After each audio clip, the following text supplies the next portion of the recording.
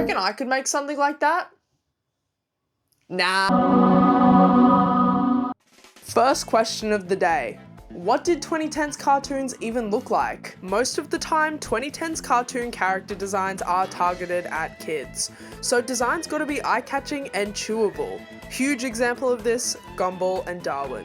Their designs even contrast strongly with each other, so they stand out even more. 2010's cartoon character designs are also very graphic and stylized, but less so than the 90s. I'd say that the 2010's art style generally strikes a balance between the semi-realism of, say, something like the Teen Titans and Fairly Odd Parents. A great example of this middle line is Steven Universe. Proportions are slightly more realistic, but the shape language is also really present in the design, especially if you squint a little. And the last quality I'm picking out of the art style is expressiveness. Many characters have round eyes, exaggerated mouths, and flexible, elbowless limbs to accommodate all kinds of crazy movements and expressions. Adventure Time's designs are the best example of this, with each design being distilled to only the most important elements. And yeah, I guess they all do have the bean mouth thing going on. There is of course more to the 2010's cartoon than just their character designs, but I think that this is a great jumping off point, especially considering character design is my one strong suit.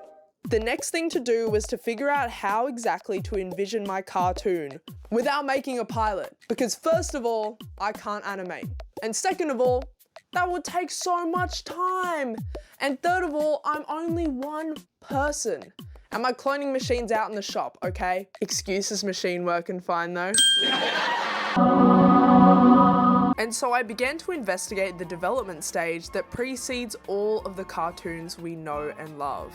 The stage of concept art. The main site I was looking at for references was, would you believe it, characterdesignreferences.com. Really does what it says on the box, huh? This site had a bunch of character sheets and empty backgrounds from many popular shows. During my research, I also stumbled across the development blog of Todd Kaufman, the creator of Garage Band, aka the best show to ever exist in the whole world. You do not understand the degree to which I froth this show. It is so good and it's gonna get brought up many times, so be ready. On this blog, we've got a bunch of assorted concept art, but I also took the liberty of stalking his Instagram page and found some gems of posing sheets. I also got my hands on a really rough pilot animatic. It's such a beautiful experience to see the shows you love in their early baby forms. It makes the whole process and final product feel like it was really made by a human, which in 2025, I really appreciate. After my extensive research, I came up with a flawless 3-point plan of what I was gonna draw for this project. Xanthe's really smart plan. 1, we're gonna need character designs. 1 finalized drawing for each of my characters, and ideally some supporting drawings with things like poses, expressions, and alternate outfits. 2, we're gonna need 1 background, which I can use to make some fake screenshots to get a real good idea what a finished frame of the show would look like. And 3, a poster of the show to sort of sum everything up. Ruralish Australia, and it's the year 2012. A town by the name of Wavy Valley. Our scene is a doomsday prepper's bug out, and inside it lives his pathetic robot kid. Just turned 17 and wished on his cake that he'd have the most teenagery last year of high school a teeny teenager could teen for, because they've seen movies, TV programs, read magazines, browsed the web, and there's this gloriously glossy teenage dream that everyone else in the other corner of the world seems to already be living. The world may have forgotten about Jordan, but Jordan hasn't forgotten about the world and the promise it made to him. 2012 is their turn. Last Summer on Earth is absolutely a coming-of-age story at its core. I'm not going to be changing too much of the story of my characters to fit into the 2010s cartoon format, because I feel like when I first wrote whatever was going on over here, I already had this specific time period and media in my head. I mean, the story is specifically set in 2012. A 2010s cartoon, it's a natural fit. A lot of 2010's cartoons were meant for kids, so the format of the show usually involved some sort of comedy. Coming of age isn't satisfying me as a genre to sort Last Summer of Earth into, because there's so many other genres to marry to the phrase comedy hyphen. We have comedy adventures like Adventure Time, and comedy dramas like Total Drama Island. So because I want to get chatting about the dynamics between my characters and how much they all love/hate each other, I'll settle on comedy drama. So when we're imagining the day-to-day plot of this show, it's infighting, it's losers versus cool kids, it's bullies. We're just starting off small, clearly. I originally had like a huge spiel here about the thematic influences, but I'm just gonna let you guys figure that out for yourself. It's just more fun that way. I can't wait for you guys to properly meet all of the characters I'm gonna be drawing today. There is just something so special about sharing your OCs with someone who really cares. And if you're looking for an experience like this with your own characters, you might want to hear about today's sponsor, Unveil. Unveil is an art website made by creatives for creatives. It's built around sharing original characters with a focus on community and building genuine connections between their 200,000 active members. I found that having a lot of the elements of customization built in made it so easy to create new characters, upload art, and fill out the traits of my OCs, and of course add them to overarching worlds. Unveil also features the question of the day, where I answered a prompt about my OCs amongst many other artists. You don't need a huge existing platform to get discovered on Unveil, because the algorithm gives everyone a chance to be seen. And also everyone is so friendly. I went undercover making this account and I still had a bunch of people saying hi. And the best part about all of this is that Unveil is an 100% AI-free community. So if you want to share your OCs with a community that really cares, join Unveil for free using my link in the description. Jordan Mills, our quintessential teenage larrikin, which is a slightly archaic Australian term for someone who's mischievous, misunderstood, but kind at heart. Like an esche with manners. At Wavy Valley High, Jordan is a social outcast. The labelled weird kid, but they don't let it get them down. Jordan has a happy-go-lucky personality and an enthusiasm for adventure and new experiences, and they're gonna fight to make 2012 the best year of their life. Jordan is so helplessly inspired by the main character of Grudge Band, Corey Riffin. Corey really wants their band, Grudge Band, to find their genre and make it big, and as the leader, he's supposed to know what's up. Hear me out. I know Garage Band broke up, but this'll be different. This time, we can play the moon. But he can't write lyrics and also has no set vision for the identity of the band. So Corey is easily influenced by whatever is happening in the town, and for each episode fully commits to getting a new gig, whatever shenaniganizing it takes. So, what's next, cowboy? We show how country we are by forming our own country.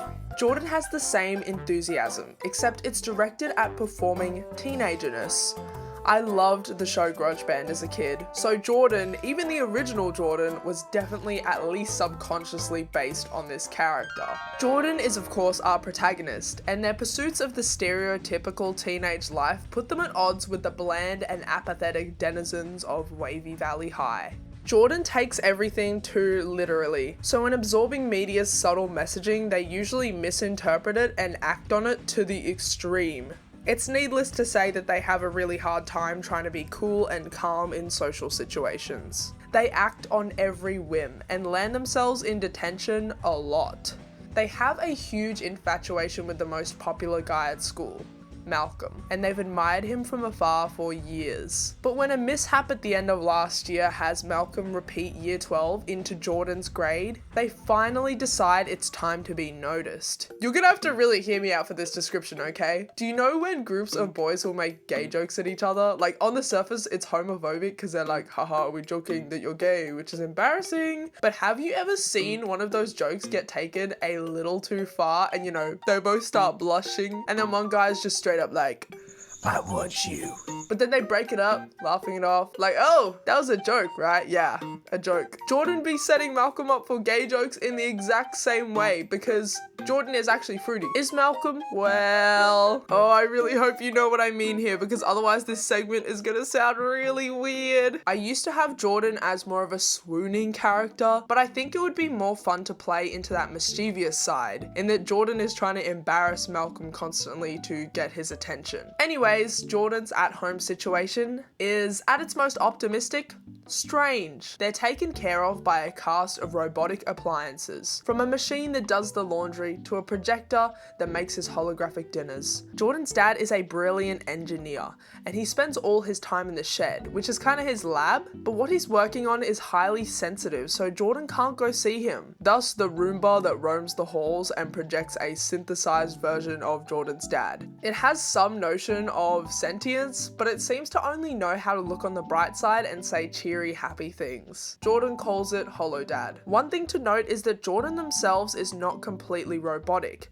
Their consciousness comes from a human brain, and they don't have any super computational intelligence. In fact, they're kinda dumb. But Jordan is super duper durable, and any limbs or appendages that break, they can just repair, which means they can be as reckless as they'd like. In terms of Jordan's interests, they really like music, skating, and playing video games. Jordan's role within the show is to be the driving force of the story, the one coming up with the zany ideas of what to do for the day, the one igniting the conflict and doing something out of the ordinary. Their weirdness clashes with most of the other characters, and they're kinda a little bit annoying to them. I don't want to say my baby's annoying, but yeah, I'm sorry, Jordan. Everyone else is always pushing back on Jordan's ideas and acting as obstacles to their plans. Jordan's story arc would probably look something like learning to stop relying on media so much for their worldviews. They would also need to learn to become more mature, because right now, they can't take anything seriously.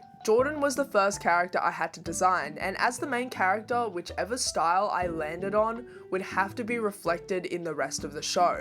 And I need to tell you this, never underestimate the power of redrafting your designs. Because we gotta go back to the first speed paint for this, but this first design lacks everything. Arguably, it fits the 2010s cartoon style a little better than the final design, but I feel like it communicates nothing about Jordan's personality and just lacks any stylistic influence from me. I was tossing up between the third and fourth design because the exaggeration of the huge hat on the third one was really cool, but I think that the fourth design's face is really what I picture Jordan to be in my head, so that's the one I ended up deciding on. The posing sheet was a little messy, but after drawing the thinking kind of expression, I knew that this design was perfect. I love pushing my expressions hard, and it's an important thing I noted in the style guide, so everything was working. I think the only problem I had with this design, or Jordan's design in general, is that their expressions aren't visible from the side. I think the bendiness of the limbs can probably help with creating some body language,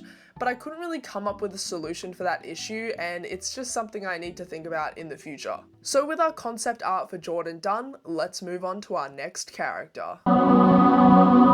Meet Laine, the mysterious extraterrestrial who changes Jordan's life forever. From the moment they landed their one-way escape shuttle on the Billabong out the back of Jordan's property, they wanted to figure out everything about Earth. Now let me get one thing crystal clear. Laine is not your naive, dumb, stereotypical alien. They are prodigy levels intelligent. And when Jordan first greets them with a grandeur of gesture and slow enunciated speech, Laine responds back in unbroken English. You see, they learnt a few human languages on the way over by reverse studying Earthling maths textbooks. Nerd.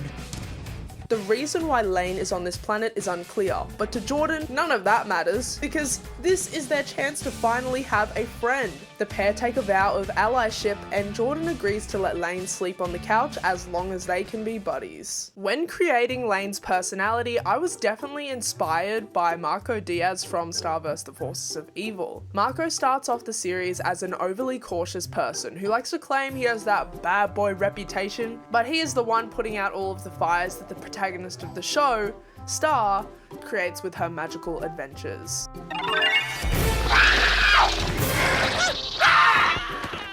What the heck was that? Oops. It's the same sort of dynamic we got between Jordan and Laine. But as the series progresses, Marco becomes more confident and begins to get more responsible. I think that Laine's arc happens in an inverse way compared to Marco's. Laine needs to learn to let the whimsy out. So in that sense, Laine is probably also similar to Wirt from Over the Garden Wall. We're burglars! No, we're not. We just needed to get out of the rain, and we thought this place was abandoned, so... So we came here to burgle your turts. No, Who is the more mature character out of him and his younger brother Greg. He's much more of a realist, and that often gets in the way of having fun. I see Laine in both these characters. I didn't think of any direct comparisons to alien characters, even as I trawled through the Steven Universe wiki. I guess in terms of Laine's attitude, they don't act super alien and handle the whole ending up on a different planet thing as if they were just on an exchange trip or something, which is Laine's original story. So I guess that makes sense. Laine's motivation in Last Summer on Earth is to learn as much as they can about human culture and also survive as an undercover alien. As long as their antennas are concealed up, no one can tell that they aren't human. Nothing about the black eyes or green skin gives it away to the unobservant people of Wavy Valley. I've mentioned this before, but it's like a joke between me that no one knows Laine is an alien until they're explicitly told or see their antennas. Laine is really in touch with their own identity and interests. So once they find something that they like, for example, beetles, they get totally obsessed and try to find as much knowledge as they can on it. So while Jordan is watching teen movies, Laine is reading encyclopedias. This dork. Laine's role in the day-to-day plot is being the new perspective and person of interest for everyone at Wavy Valley High. When they first enroll there, they excel at sports, academics, and being mysterious. So they attract a lot of attention from the other characters and end up pulling the whole cast together. Laine becomes Jordan's protege in all things human, their partner in crime, and is basically at the mercy of whatever strange quest Jordan decides to embark on that particular day. But to again subvert that naive alien trope, Laine uses their smarts and talents to stumble into success, all despite Jordan's lack of coordination and poor guidance. I think it's a funny foil to Jordan's super try-hardiness. Jordan puts every single social interaction and activity down to a logical science, but Laine just sort of runs in blind and uses their own perception of the situation and their direct attitude to sort things out. Despite Laine's popularity, they are naturally very loyal, and they always end up staying by Jordan's side. At first, it's out of a feeling of debt, with Laine staying at Jordan's house and all. But then as Laine allows themselves to be more vulnerable, they're just loyal because Jordan and Laine are bros, and have had many a good laugh. A detail about Jordan and Laine's personalities that I'd like to point out is that, as I may have said, Laine communicates extremely directly and Jordan takes on information extremely directly and literally. So instead of relying on weird social cues and vibes, Laine will just point out the reality of the situation. Not in a way to burst Jordan's bubble, but to get the fact of the matter across in a way that Jordan can properly interpret. To other people at the school, this blunt attitude comes off as a bit rude, but Laine is just calling it how it is. If you're mean or stinky, Laine is going to be the one that delivers that hard truth, but this sometimes runs them into trouble. I had to give Laine at least some alien powers, but nothing too OP. Laine's power is that they can manipulate electromagnetic waves, which sounds cool, but it will always be the most random, useless things that they can do. And there's usually a household appliance that has the same ability. Laine doesn't like to show off their powers because they think they're underwhelming, but to Jordan, these powers are the best thing ever. Like, Laine can change the channel on the TV with their antenna. Wow, they can close their eyes, touch a colored surface, and know what color it is. Oh my goodness. And they can make a tiny little pinprick of light appear on their fingertip.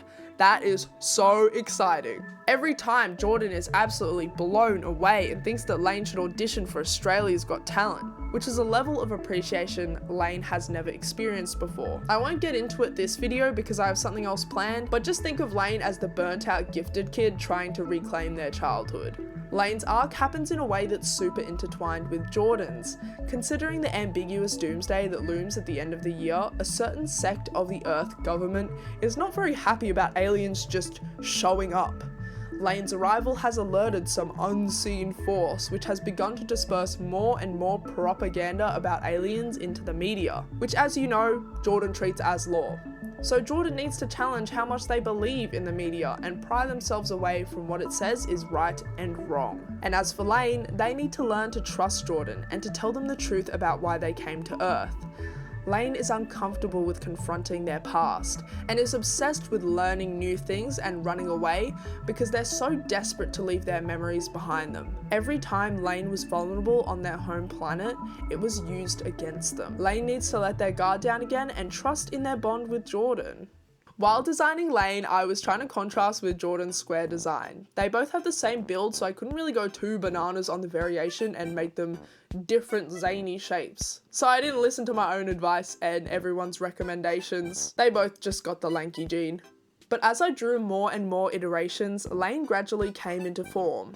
Just like Jordan's process. Like looking back at that first one, that is not my kid. The second one I tried out curly hair, but something about it was just screaming, American theater kid, American theater kid. I mean, I think the people who do theater are cool, but this is just an embodiment of that stereotype, but green. I think you know what I'm talking about. The final design I went with just feels so wide-eyed and curious, but also a bit delicate and I guess rubber. Because Laine's arms and legs are so straight up and down, they were easy to pose in all sorts of exaggerated and silly ways, which is exactly what I wanted considering the whole prompt of these designs is 2010's cartoon. Because of their huge eyes, you can really push their expressions, which is something I had to try out, and they look so adorable! Oh, I love this devious expression the most. I had so much fun drawing these. If there was something I could go back and change, it would probably be the outfit's color scheme. I'm generally kind of bad at dressing my characters, considering that the only colors I ever wear are blue and green, and for each of the characters I went for a single hued color scheme, which really limited my freedom in how to dress them, which doesn't seem like a problem just looking at the drawing as is, but if Laine was to be placed on a background of say trees and forest or anything green, they would not be able to stand out at all, and I'd have to pull some crazy trick to let people visually know that they're even in the scene, which I feel isn't as much of a problem with any of the other characters. But all in all, I was pretty happy with Laine's design and I was ready to move on. Malcolm Lowell Taylor, a self-important, popular high achiever who clings to his academic success and always needs to feel in control. Our central antagonist. Everyone at Wavy Valley High collectively agrees he's perfect and untouchable. He has a perimeter of starstruck sheeple trailing him at all times, hoping to catch a bit of residual popularity in the air he walks through. The attention of these people doesn't mean much to Malcolm, as it's easily won. But when the new student at Wavy Valley High threatens his status and the image he's built up, Malcolm stops at nothing to put this annoying little gnat back in their place. That's lame, by the way. Okay, it's time for our character comparison. Forgive me for breaking the rules here a little bit. I know I said 2010's cartoon, but from the get-go, Malcolm is so inspired by Bradley Uppercross III from the Goofy movie. A Goofy movie? Something like that. The movie is goofy. And when I say that, I'm staring directly at that one mutual who I know is so obsessed with him. Hi, you made me think about this. Bradley Uppercross III is characterized by his shiny exterior of charm and charisma. Right, quit toying with my emotions. I thought we were friends. He always wants to win, no matter the cost. That was a great cheat. But now, I have a better plan. Bradley is all polish and class, until he realizes that Max doesn't want to join his fratty team for the college X Games, and then he completely turns on him and starts playing every dirty trick to stay on top. Another character I took inspiration from, which is slightly more on theme with the 2010s cartoon aesthetic, is Alejandro from Total Drama Island World Tour. This one was less of an inspiration and more of a realization. Alejandro is another two-faced character. He gets his way around the Total Drama seasons by manipulating people and being ruthless. Alejandro is who Malcolm could be if he wasn't so reliant on his henchmen. Anyone with a degree in engineering or an IQ of 163 or higher could figure it out. By the way, you're doing a magnificent job flying this plane. Who, me? Nah. I want to first get into the original concept for Malcolm, because I realized I've actually never talked about him before on this channel. I first came up with the concept for Malcolm when trying to make a love interest for Jordan, who at the time was still in concept a human and just slightly uncouth and rebellious. Malcolm was the opposite, this soft-spoken and naturally admirable person that followed the rules and that everyone was charmed by. He was also a bit alternative and weird, I guess, but other than those few traits, he was pretty one-dimensional, existing only to have Jordan all flustered, losing their cool exterior in the brief moments they've interacted. expected. And while I've changed his character now, that's still what Malcolm appears to be to most of the people at Wavy Valley High, except replace the weird and alternative bit with being stuck up and rich. It's been ages since I made this character, and the way I write Malcolm today reveals a totally new dimension of his personality, one which makes him the perfect villain for our story today. Malcolm is extremely obsessive, particularly with maintaining his facade of effortless perfection. He spends all his time studying to keep his class rank at number 1, has mastered musical instruments, speaks foreign languages.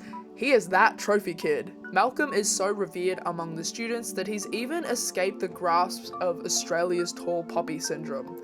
Everyone has given up on trying to cut down his success because it's so undeniable. Malcolm's one-track mindedness means that he doesn't notice when he's trampling someone else. But to be fair, even if he did notice, he doesn't have a normal capacity for empathy, and he probably wouldn't care. The reason why he's back at Wavy Valley High for a 7th year is because leading up to his final high school exams the year prior, he and his best friend from childhood got into a punch-up at school, and both ended up with bruises, casts, and an expulsion. Malcolm's writing arm was injured, and even though he insisted on taking the exam using his non-dominant hand to write, he was ultimately turned down and forced to repeat year 12. So this year, he wasn't gonna muck around and encounter any roadblocks or distractions. His only goal was to keep rank 1, and also stay mysterious in the eyes of the student body. And he's succeeding, until a certain green friend of ours brings their natural intelligence and talents to Wavy Valley High, pushing Malcolm off the pedestal which he has had lone access to for years. And obviously, Malcolm is not very happy about this. So while Jordan has spent years trying to figure out ways to get Malcolm's attention, Laine is a recipient of Malcolm's hate immediately. He feels super threatened by this new kid and becomes determined to prove his far-fetched and zany theory that Laine is an alien. What a crazy idea! Where could he have got that from? Malcolm is like most evil antagonists of fiction and real life, in that his family is very rich. Malcolm can fund all these crazy disguises and gadgets to follow Jordan and Laine around. Super spy style, which I feel like the 2010s was really interested in for some reason. Did anyone else get the spy craze? Malcolm also has an entire room in his parents' mansion with a conspiracy board for Laine, which is not weird at all. I love the idea of this crazy, absurd villain who acts out in a way that you'd be thinking, oh, you want world domination, right? But it's actually just some out-of-control teenage angst. One thing I really appreciate about the high school drama is the amount of melodrama there is. Oh, how I love that juicy flavor of something that kind of sucks like a little bit, but then if you're 16, it's turned into a whole pageant. Malcolm is set up to be the drama, where Jordan consumes and tries to clumsily act out the media they consume about teen life. Malcolm is the main character in his own show. In the show. So meta. I remember I had this turn in Malcolm's character when wanting to make a conspiracy theorist / stalker character to be on the hunt for Laine, until I realized it would be such a fun new angle on this character I already have. So not only is Malcolm a love interest for Jordan, but also an antagonist towards both Jordan and Laine. Previously, he was that Gary Stew guy, which was fine, but it was a little boring. And the whole thing of him rejecting Jordan over and over would definitely run its course if that was the only dimension to his character. So Malcolm has this super calm, as the kids say, nonchalant side, and then in private, Malcolm is this super maniacal genius with one goal, to expose Laine. And in pursuing this goal, he gets incredibly distracted from studying and also wrapped up in their crazy silly adventures, often throwing a spanner in the works by trying to separate Jordan and Laine. I really liked exploring the range of emotions that Malcolm has, considering that when he flips into his obsessive mode, his expressions go from 1 to 100. He has actually become so precious to me, even though he's evil now, and looking at these old artworks of him and the old animation meme for this video, it makes me feel like I'm looking through his baby pictures, like he was so innocent. When designing the 2010s cartoon version of Malcolm, I realized immediately I'd have to work really hard to make him fit the style I'd set up with Jordan and Laine, because they're so easy to make cartoony, whereas Malcolm's proportions have always been a bit more realistic. The first attempt made him look like a South Park character, and I was absolutely not having it. The second design though, I wanted to carry on the tradition of drawing all 4 designs and changing things that I didn't like. I removed his backpack to make his silhouette more clear, and I think that made a huge difference. But in the end, I think the second design won me over.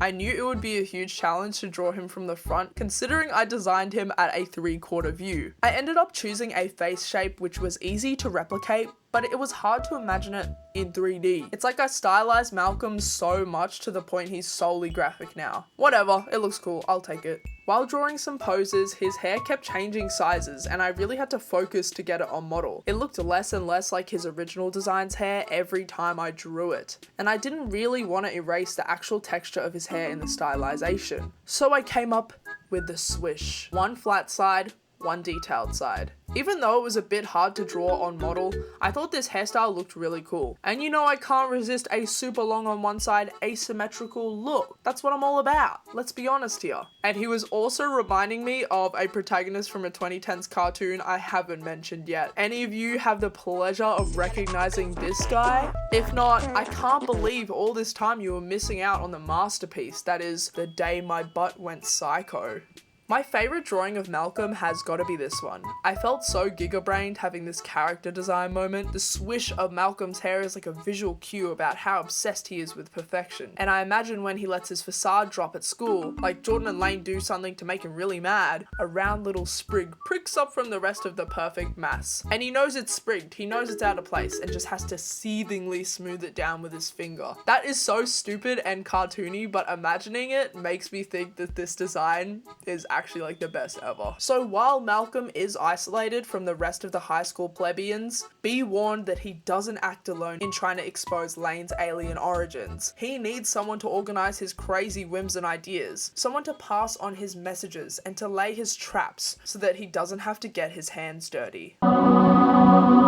Christina Xanthe Mendoza. She's the sweet teacher's pet, the gifted kid, but under the cover of being a stickler for the rules, she's actually up to some pretty nasty business. Xanthe is Malcolm's henchman. He comes up with the ideas and Xanthe gets deployed to put them all into action. Xanthe's character comparisons mostly fall alongside the genius element of her character. Anais from The Amazing World of Gumball is a 4-year-old in year 9. Maybe there's more than one genius in this family.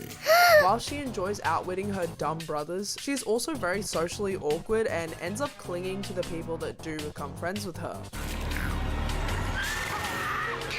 Xanthe is kind of doing the same thing, but in a much more subtle way. A character that inspired Xanthe's morals is Princess Bubblegum, who uses her genius in sometimes objectionable ways, and rules over her kingdom with an iron fist. Number 2s! Chop chop!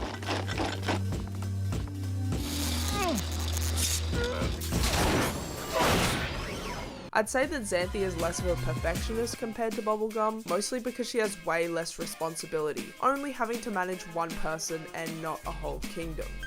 She's absolutely a suck-up, but only to strategically manipulate Malcolm, because by giving her many skills to his causes, she gets to hide safely under the umbrella of his popularity. She also gets to hang out in his mansion, which is pretty cool too. If Malcolm is the expert on humanities and arts, Xanthe has that STEM brain. She puts wiretaps in things, dissolves stuff in acid, she develops potions and poisons. It's been rumored that anyone who makes fun of her glasses will get violent diarrhea for 10 days and 10 nights. People put it down to something supernatural, spreading stories about how she can call spirits on her old-timey flip phone, but it's really just some potent laxatives slipped into the lunches their mummy packed. And Xanthe never leaves a trace. I think Xanthe's relationship with Jordan and Laine would be one that is quite neutral without input from Malcolm. She doesn't have a blind loyalty to him in terms of her attitude towards people. So she's acquainted with Laine, and at times really gentle and kind to Jordan.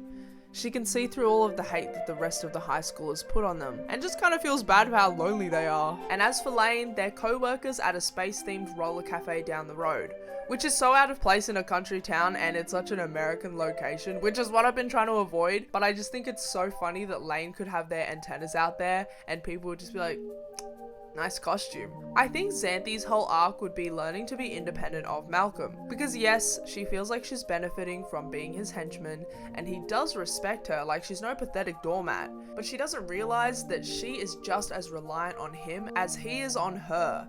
It's like codependency, but a friendship? Is that a thing? And her breakaway moment, the one time where she does choose herself over Malcolm's bidding, would be the climax of that arc. I'm not sure it would go as far to be like a betrayal, but probably abandoning Malcolm in a time of need. Ugh, that would be so juicy. Xanthe's development would probably take the longest, as the reasons why she's set in her ways are quite logical. Safety, social status, something to do on the weekend, but it's not sustainable, and like Jordan, she needs that outside force to disrupt her usual comfort. But she doesn't have time for plebeians. Whoever this person may be, to wake her up, they need to have some sort of history with Malcolm, and they need to be sure about messing up Xanthe's plans. The concept I was running for with this project in particular is that she's played to be like a secretary. Someone who's super organized and prim and proper. Like, she's definitely the leader of some committee at school and is on the debating team. I knew her design had to follow the color scheme conventions I'd already set up. Xanthe's color is pink, which is a complement to Malcolm's purple. I really enjoyed experimenting with her different outfits, and I'd imagine her as someone whose wardrobe is always changing in the show. Maybe even the character whose fits do like foreshadowing and subtle metaphors, like how Chad's necklace changes color in High School Musical. I watched too many of those gay theories on this movie franchise. Oh, it's getting to me. To be honest, I was quite unimpressed by the initial design process. Xanthe is regrettably one of my most underdeveloped characters. I give all my love to Jordan, Laine, and Malcolm, and she and Vic just end up with the scraps. But I think this project changed things. I thought that she'd be really hard to pose, and while I only did end up drawing 3 poses for Xanthe, they ended up being some of my favorites in the whole project. This one with the rat is so silly and cutesy. I think drawing these poses really helped me understand her better and like her character more. I also changed her playlist from Manic Pixie Dream Girl to more like Whimsical Weapon. To be honest, I didn't even know what that means. I also think that the shift from punk to secretary teacher's pet is one I want to hang on to because I like the contrast it makes between the devious schemes she's up to and her outward appearance. So we're definitely leaning into that Princess Bubblegum vibe. Xanthe is a bit of a mad scientist, but embroiders her lab coat and is totally unfazed by the horrors. Xanthe used to be more of a screw the patriarchy girl boss, but I think now I'm seeing her with that I'm just a girl weaponized incompetence moment, because she'll say, I'm just a girl, teehee, I can't do anything, just so she can dose you with chloroform and snatch your right kidney. I mean, she needs more money for her manicure next week. Where else is she gonna get the money from? A job? No, she's just a girl. This is so ridiculous. She is really growing on me now. I was so averse to making a super, like, ultra feminine character because I'm just not very feminine myself, and I just can't make a feminine design, like I'm incapable. But I like this. I like it. So you'll be seeing more of my precious Xanthe very soon. Anyways, let's move on to the next character. Vic Bailey, Malcolm's ex-best friend, and she embodies the bitter ex. She's totally over it, of course, but still seems to hang around looking mad that she was replaced. She was friends with Malcolm since they were little kids, and they were super close until last year they got into a huge fight. And the next year, when she has to repeat year 12 too, it is tense between her and Malcolm. As the final character of the bunch, I'm giving you a bonus 3 characters which inspired me to create Vic. And each character represents how she acts towards the other members of the cast. Her temper and jealousy are inspired by Tom from Star vs. the Forces of Evil, but only really early in the series, before he goes to therapy. That dance was meant for me! Vic's cruelty towards Jordan and Laine are reflected in Heather, who is kind of bratty and a little bit pathetic. She relies on manipulating others to get everything done in the show. Heather is also how Vic acts when she's influenced by Malcolm. Who cares about friends? In this world, there are shepherds and there are sheep, and Lindsay is a major sheep. Bah! And as for Vic's relationship with Xanthe, this is the true inner Vic, by the way, Marceline from Adventure Time. Marceline, despite her outside appearance as intimidating and threatening, really cares for her friends and values deep emotional connection. And this is a side of Vic which only Xanthe's emotional intelligence can really see and bring to the surface. Vic is a character I'm debuting on this project. I mean, a back and forth conflict between Malcolm and Jordan's factions would get pretty repetitive, so I needed that third influence to truly activate infinite shenanigans. I actually never posted about this character before, despite having the idea of her in my head for a whole year, and the reference pictures I do have aren't at the level where I'm completely happy with them. So this project really helped me figure it out. I originally wrote a 2,000 word backstory segment here because I got insanely distracted and went into detail. But I kind of want to save all of that and the backstories of all the other characters for my next video, where I talk about only that. Because in the context of a design for a 2010s cartoon show, the backstory would likely only show in drips and drabs. But I won't hold this information from you any longer than I need to. I like to spill all the details about my OCs because at this stage I don't have any big things planned for them, and knowing all that stuff about their lore and backstory just makes them so perfect for Angst art. I don't want to hide anything, you know? Just give me 1 month. I'm going on hiatus for a month. Give me 2 months, give me 2 months. To further explain Vic to you, I need to do a bit of a cultural sharing moment and correct some assumptions you might be having about Vic right now. If you live in rural Australia or grew up there, you'd know that the mean girls usually aren't your American hyper-feminine pink Regina George girls. In rural Australia, our equivalent of those girls are usually, at least in the country, very passive and even nice. But do not make the mistake of thinking I'm pulling the American pink mean girl trope here, because where I'm from, they are never the meanest. The real mean girls out here require some degree of toughness, and these are usually the girls that play rugby league. I don't know what it is about this sport, but it manages to elevate the most heinous, irritating, and mean girls to the top of the social pyramid. It is not every rugby girl. Many are so nice and lovely, and just like the sport, but even they know that one girl on their team that's a little too comfortable with getting personal on it when telling people off. And then at some point, you know, they have a crazy power trip, go fully diabolical. If you know, you know. So that's kind of Vic's outside persona. She plays into this as a defense mechanism for what's going on inside. She's actually very sensitive and deals with a lot of emotional anguish due to her falling out with Malcolm and also grappling with her own identity as a trans girl. Don't look surprised, alright? You really thought I was gonna go into that territory? You think I was gonna risk contracting Strudies from a hinted straight cis relationship between Vic and Malcolm? Dude, ew. Every good 2010s cartoon show has to have at least a skerrick of gay ship potential. If not, canon queer relationships. If otherwise, banging my gavel here, death sentence. I do not want to watch your show. Vic's backstory is so juicy, but we'll have to save it all for later. All you need to know now is that her main motivation is to get Malcolm's attention again, whether positive or negative. And this all stems from wanting to be acknowledged by him as a girl. She wants to be validated by the person who knows her best. And I had to write Vic this way because I hate a high school bully that just acts like a little shit just for the sake of it. Like, you're missing out on the drama potential, just give me a reason. Vic is the most direct antagonist. She is that mean girl, picking on Jordan because she knows that Jordan is after her ex, Malcolm. She dislikes Laine a lot, sort of for the same reason that Malcolm dislikes them.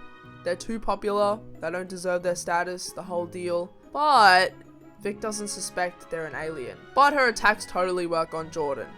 In fact, the year before, Vic was known consistently to bully them. Malcolm wouldn't stoop to participate, and that made Jordan feel so special. Like, maybe Malcolm does care. And for this reason, Jordan never stood up for themselves, and actively baited Vic for bullying. I was so tired coming up with Vic's design, like, not to pat myself on the head, but I did so much work for this project. Like, I gotta be top 10 most hardworking unemployed people ever. I drew so much for this. So I gave myself a little bit of leeway for laziness because I knew that Vic was the last design, and also this was one of the first official iterations of her, and it was probably gonna change. Even though I created her way after the other four, I wanted to work in a color motif too. Her main color is yellow, and it's mostly just showing through her hair. I also drew her in some different outfits because, like Xanthe, I want to dress her up in cool fits. Vic would probably go for the Avril Lavigne tomboy look, not like other girls' aesthetic, especially considering one of her main interests is now music. You know, as soon as she transitioned, I put her straight in the studio because,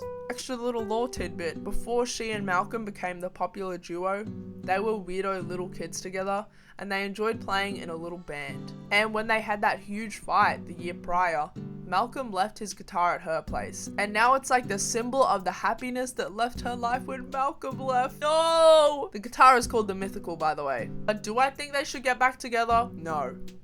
Will they get back together? Maybe. Now that we've finished designing our characters, let's take a look at all the art I made for this project. These redesigned versions of my characters are so adorable. I think the single color motif really helps make them vivid and distinct, and the colors are fairly saturated, but they do have a ton of contrast in value, which is not necessarily a bad thing, but I'm not sure if it's completely on theme with the 2010 style. The designs are almost there. I think I maybe used a bit too much of my own art style to influence how these turned out, and I should have paid more attention to cutting out details and simplifying the designs, for the sake of the imaginary animators on this project. But I guess as concept art, these are completely fine. Overall, great designs, and I'm especially happy that I finally had a look figured out for Vic. I only showed bits and pieces of the background speed paint, but this was the artwork I was the most proud of. It was supposed to be of Jordan and Laine's lunch spot under the tree. I was already really happy with how much I was learning during the character design phase, but I really surprised myself with this one. Especially because halfway through I decided to take a huge risk and restart the whole thing, and it looked awful at first, but the final product is exactly what I had in mind. The spotty tree in concrete is such an Aussie classic, and I love the texturing on all the surfaces. Gives it a real gritty, dirty look. I actually started a second artwork for Jordan's house, but ran out of shits to give and left it at the value stage. And finally, the poster. I had a really tough time with this one, I'm not gonna lie to you. I also did not have enough space to include all of the speed paint, so you'll have to catch that on my Instagram. But the first draft, it had a really cool idea. It was gonna be Jordan reading a magazine and the world is totally blowing up behind them like they're just so lost in the media. But I ended up cutting the part where I explained that lore out of the video, so it doesn't really make sense now, and also I just found the artwork to be uninteresting and like weirdly composed. Like there is just too much going on over here for it not to be the focal point.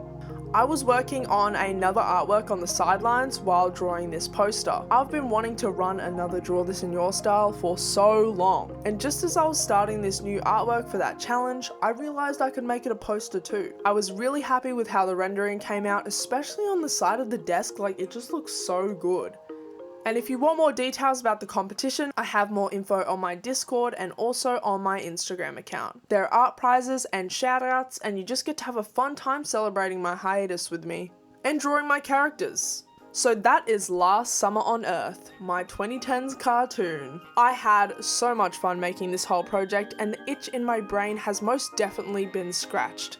If you enjoyed, what would mean the absolute most to me if you'd consider recommending this video to a fellow artist or mutual. Put in the good word for me. If you're interested in where I'm taking this concept next, I will not be making a comic or TV show or anything, but expect more videos just like this. Big thank you to my germs, grubs, and narps over on Ko-fi for supporting the channel. And I guess we're done here. I'll see you in the next one. Bye!